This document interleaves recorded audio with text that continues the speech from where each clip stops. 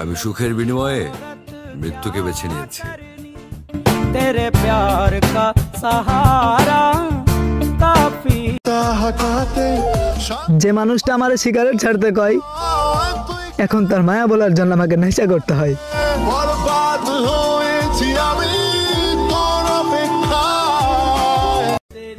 এখন সিগারেট খেলে আম্মু আর কিছু বলে না, কারণ সে জানে তার ছেলে খারাপ হয়ে গেছে।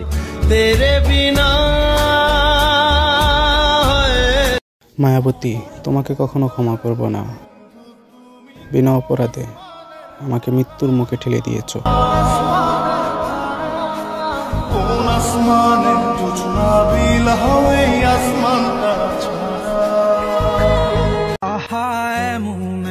আমি যাকে কারণ ছাড়াই ভালোবেসেছি, আমি তাকে কারণ ছাড়াই হারিয়ে ফেলেছি।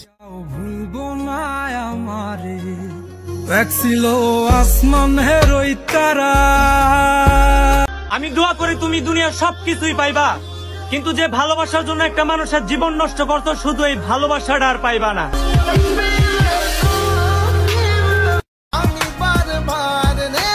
আমার অনুপস্থিতিতে আমার অপছন্দের কাজটাই করলা, আবার আমাকে ভালোবাসো এই দাবিও রাখলা।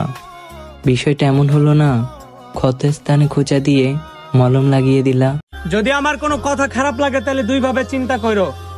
যদি কথা জরুরি হয় তাহলে আমারে ভুইলা যায়ও, আর আমি যদি জরুরি হয় তাহলে কথা ভুইলা যায়ও। যেদিন ঘুমের ওষুধ খেয়েও দেখলাম ঘুম হলো না, সেদিনই বুঝতে পেরেছি যে আমি ধ্বংসের শেষ প্রান্তে।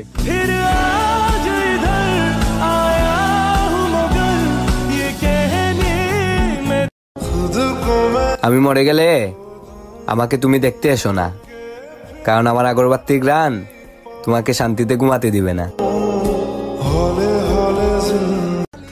জনম দুঃখিনী মায়ের মুখের দিকে তাকিয়ে কখনোই বেছে নেওয়া হয়নি আত্মহত্যা, না হলে তোমার বিচ্ছেদে আমি ধ্বংস। কবেই মরে গেছে আমার আত্মা।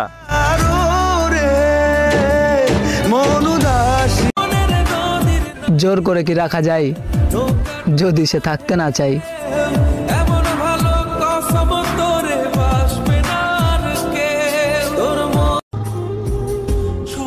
এখন নিজেকে নিজে শিকল দিয়া বাঁধতে হবে, কারণ দুনিয়াতে অনেক মানুষের সাথে দেখা হয়েছে, সবাই তাদের স্বার্থের জন্য কাছে এসেছে।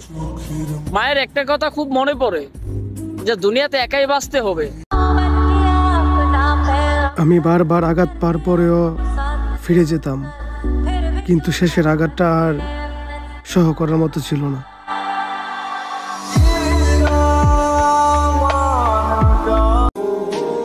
তুমি হারিয়ে ফেলছো আমায় কোনো এক নতুন মানুষের আশায়।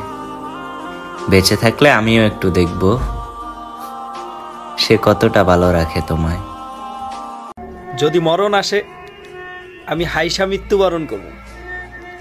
এই দুনিয়ায় অনেক কাঁদাইছে আমারে।